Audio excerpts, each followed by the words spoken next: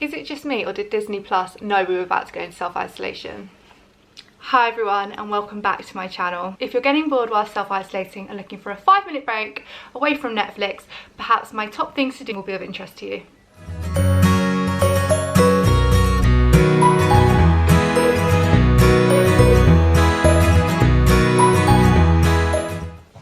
Now, before I start rambling on, if you haven't already, please do subscribe to my channel by clicking on the button below.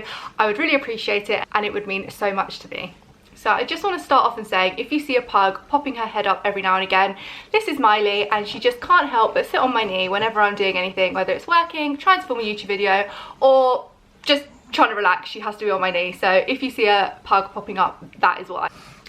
So we found ourselves with much more time on our hands than we're used to. So my first suggestion of something to do while self-isolating is to do that thing you've always wanted to do but haven't had time to do up until now. You may want to brush up on your baking skills, which I see a lot of people doing on Instagram, and if you are one of those people, please do send some my way. Or maybe you want to put a plan in place to start a business you've always wanted to do, or simply take some time to yourself to meditate and do some yoga. Whatever it is that you've wanted to do but you haven't had the time, do it now.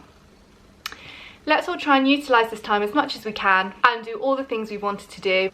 For me, I'm using this time to regrow my business, which has sadly been affected due to the current situation, to film my YouTube videos, which is something I've always wanted to do. Well, trying to film YouTube videos anyway. And cleaning out my house, which is long overdue. So let me know below what it is that you're doing and what it is you've wanted to do for a long time and now have the opportunity to do it. So we've gone from having a solid 9 to 5 routine that we know like the back of our hand to having time that we don't know what to do with. Now, you won't make the most out of your time if you're sleeping in and don't have a routine in place. Now, I'm not saying you need to plan your whole day to a T, but a good morning routine will set you up for the day ahead. And when you're ready for the day, you will accomplish so much more. Even if it is baking 2 banana breads instead of 1, progress is progress.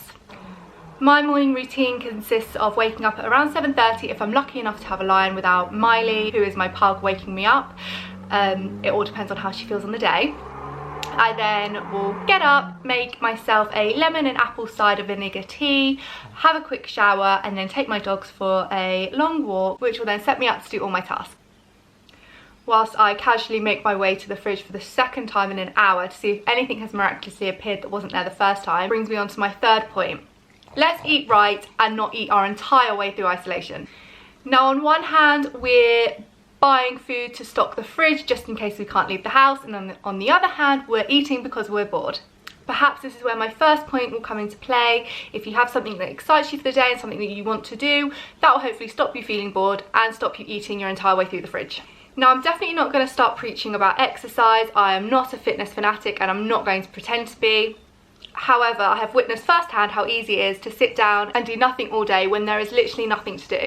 Every day I try and do a 15-minute workout to get me moving and feeling good physically as well as mentally. I'm also lucky enough to have 2 lovely dogs who will insist on going on walks. So at least that gets me out for an hour a day, gets me some fresh air, and I get to leave the house. If you unfortunately can't leave the house because it's not safe to do so, or you are in quarantine, perhaps a simple home workout, a walk up and down your stairs or in the garden is something that you can do to keep active and hopefully stop you feeling a bit sluggish. It will also put you in a positive and more productive mindset.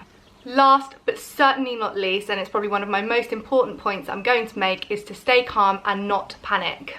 Now, this will contradict my first point entirely, but let's be honest, everybody is different and different things apply to different people. There seems to be a heightened pressure of utilising this time as much as we can and do something extraordinary in order to not sit around and waste our life. But to sit around and do nothing is absolutely fine. It can be so overwhelming scrolling through social media and seeing what everybody else is up to and then comparing that to what you're doing. But let's try and not do this. We unfortunately can't control what's going on in the outside world, but we can control how we feel and how we deal with it.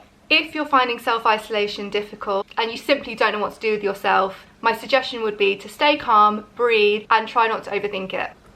No matter what social media is depicting or what you see other people are getting up to, I can assure you that a lot more people are feeling the exact same way as you are, but are choosing not to show it.